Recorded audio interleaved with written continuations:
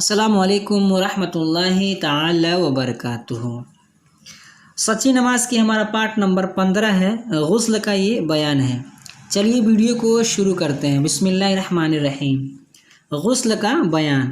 गुस्ल कहते हैं नहाने को, मगर शरीयत में नहाने का एक ख़ास तरीका है और वो ये है कि पहले इस्तिंजा करें, फिर उसके बाद जो नजासत बदन पर लगी हो उसे धो डालें, फिर वज़ू करें।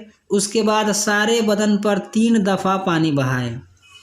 गुस्ल के फ़राइज़ यानी गुस्ल में क्या क्या फ़र्ज़ है। कुल्ली करना, नाक में पानी डालना और सारे बदन पर पानी बहाना, ये 3 चीज़ें गुस्ल में फ़र्ज़ हैं। गुस्ल की सुन्नतें।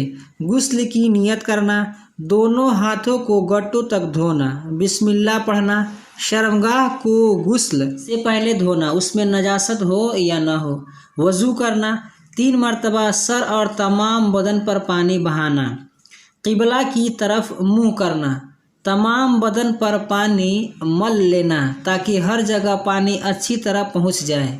ऐसी जगह नहाना जहाँ कोई न दिखे यानी कोई न देखे। पानी में कमी या ज़्यादती न करना। ये गुस्ल का तरीका है, माने किस तरह से गुस्ल यानी किस तरह हम नहाएंगे।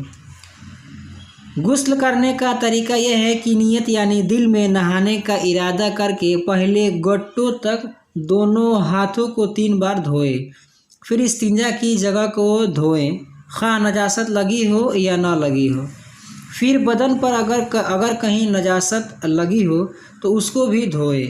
उसके बाद वज़ू करें और कुल्ली करें और नाक में पानी चढ़ाने में खूब मुबालगा करें।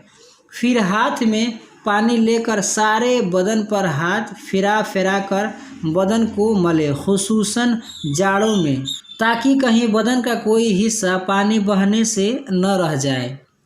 फिर दाहिने कंधे पर 3 बार पानी बहाएं, फिर 3 बार बाएं कंधे पर पानी बहाएं और तमाम बदन के हर हिस्से को खूब मलमल कर धोए और अच्छी तरह ध्यान रखें कि कहीं ज़र्रा बराबर बदन की खाल या कोई बाल पानी बहने से न रह जाए।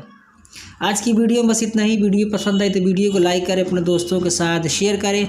हमारे इस यूट्यूब चैनल पर नए हैं तो हमारे चैनल को सब्सक्राइब करके बेल आइकन को प्रेस कर दें ताकि हमारी हर आने वाली वीडियो की नोटिफिकेशन सबसे पहले आपको मिले। अस्सलाम वालेकुम रहमतुल्लाहि ताला व बरकातुहू।